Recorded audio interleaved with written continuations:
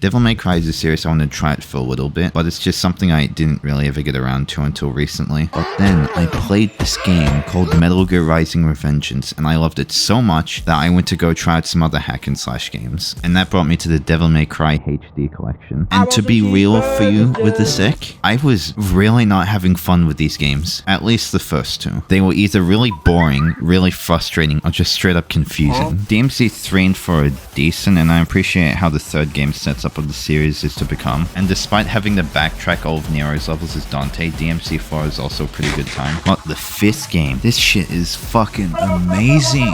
This has become like one of my favorite games of all time. The main things about the previous game that prevented my enjoyment was the level design. For me, the combat was always the best part of these games, so you can bet that I'm extremely happy that DMC 5 mostly does away with all these annoying platforming segments and puzzles, instead taking more of the Metal Gear Rising route where the missions center around the combat. And oh my goodness, is the combat fun. You can do so much cool shit like cut demons in half with a motorcycle or slam this guy's head in the ground like a million times. Devil's Never Cry 5 has 3 playable characters. Nero has access to his devil breakers, which you have to use sparingly while putting thought into how you'll use them, which I don't because I'm a little monkey. Although after you beat the game, you unlock his devil trigger, and he gets his devil bringer arm back. So now I mostly just pummel enemies with that all the time now. V, like most people, is my least favorite character to play as. So basically because he's like dying or whatever, he gets his stupid pets to fight for him. The chicken does all the range damage, the cat does all the close-up attacks, and then you call the poo monster to Reksha and then get a triple S rating. Playing V really isn't that difficult. You mostly just sit back while all your pets do the work,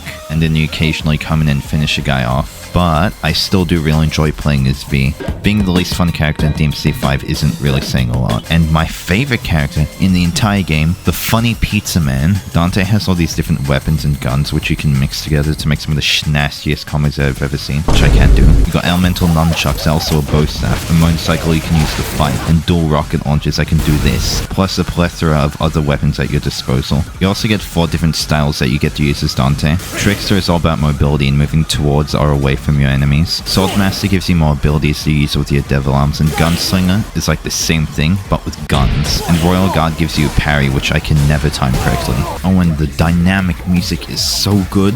The music will adapt depending on what style ranking you have. So like the cooler your combos are, the harder the music goes. Also, here is my official ranking of all the songs, and if you disagree, you're wrong. Oh yeah, and I actually lied. There is one more character, and that character is the storm that is approaching. Virgil is a character that requires a lot of precision and skill to play properly, but that's not what we do here. Instead, I assault my controller by mashing triangle and teleporting everywhere. And it works, mostly, because of how absurdly overpowered he is. Sorry if this game isn't like super groundbreaking or anything, but I freaking love these characters. Dante has become one of my favorite video game protagonists playing through all these games. He's super cool and funny, but he's also like the big sad. And then there's Nero's dynamic with Nico, which is like the greatest thing to ever exist. I only wish that Trish and Lady had more to do here. They both get sidelined pretty hard here, although they're both really fun whenever they're on screen. There are also a lot of other things I really like about the story, but then I'd have to go into depth, and I don't want to do that. This game has kind of become a little special to me. Like whenever I'm feeling down or anxious about something, I come to this game and it'll help me just feel like a little bit better. It has become my new favorite comfort game.